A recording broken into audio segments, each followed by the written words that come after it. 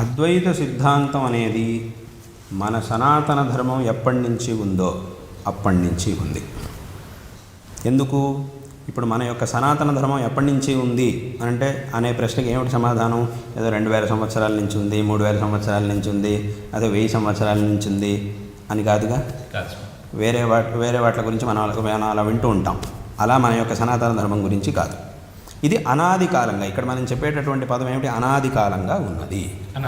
అనాది కాలంగా ఉన్నటువంటి ధర్మం ఈ సనాతన ధర్మం. అనాది కాలం అంటే ఏమిటి?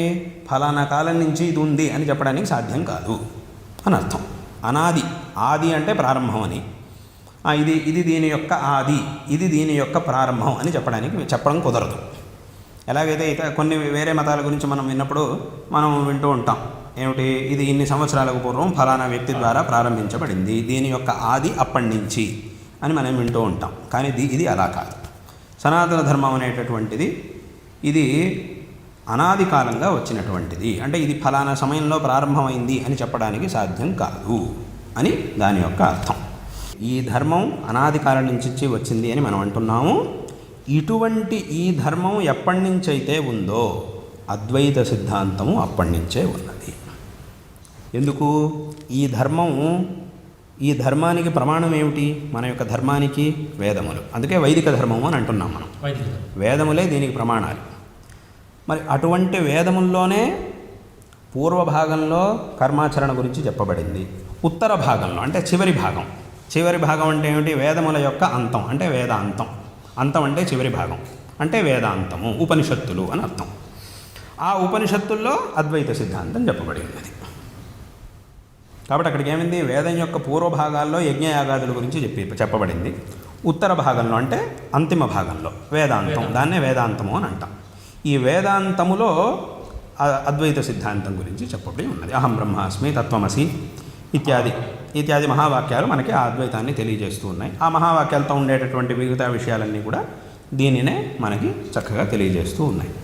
కాబట్టి ఈ వైదిక ధర్మం అనేది ఎప్పటి నుంచి అయితే ఉందో అనాది కాలంగా, అప్పటి నుంచి అదే వేదంలో, ఏ వేదంలో ఈ ధర్మం అనేది ప్రతిపాదితమై ఉన్నదో అదే వేదంలో ఈ అద్వైత సిద్ధాంతము ప్రతిపాదితమై ఉన్నది. కాబట్టి ఎప్పటి నుంచి అయితే ఈ ధర్మము, వేదములు ఇవన్నీ ఉన్నాయో అప్పటి నుంచి అద్వైత సిద్ధాంతం అనేది ఉన్నది.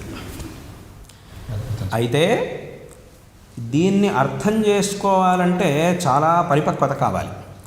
ఆ పరిపక్వత తగ్గిపోయి, పరిపక్వత క్షీణించి దీన్ని అర్థం చేసుకోగలిగేటటువంటి సామర్థ్యం జనాల్లో క్షీణించినప్పుడు శంకరాచార్యుల వారు అవతరించి ఈ యొక్క తత్వాన్ని మళ్ళీ ఉపదేశించారు. విశేషంగా అనేక విధమైనటువంటి మార్గాల్లో శిష్యులకు అర్థమయ్యేట్టుగా దీన్ని శంకరాచార్యుల వారు ఈ అద్వైత తత్వాన్ని ఉపదేశించారు. సాధారణ ప్రజలకు కూడా అవును, అందరికీ కూడా అర్థమయ్యేట్టుగా ఈ తత్వాన్ని శంకరాచార్యుల వారు ఉపదేశించారు. కాబట్టి అనాది కాలంగా వచ్చినటువంటి ఈ అద్వైత తత్వాన్నే విశేషంగా శంకరాచార్యుల వారు ఉపదేశించారు. కాబట్టి మొదటి నుంచి ఉన్నటువంటిదే, దాన్నే శంకరులు విస్తారంగా తమ యొక్క ప్రస్థానత్రయ భాష్యాల్లో, ప్రకరణ గ్రంథాల్లో, స్తోత్రాల్లో ఎన్ని రకాలుగా దాన్ని ప్రతిపాదించడానికి సాధ్యం అవుతుందో అన్ని రకాలుగా ఉపదేశించి శిష్యులకి అనుగ్రహించారు.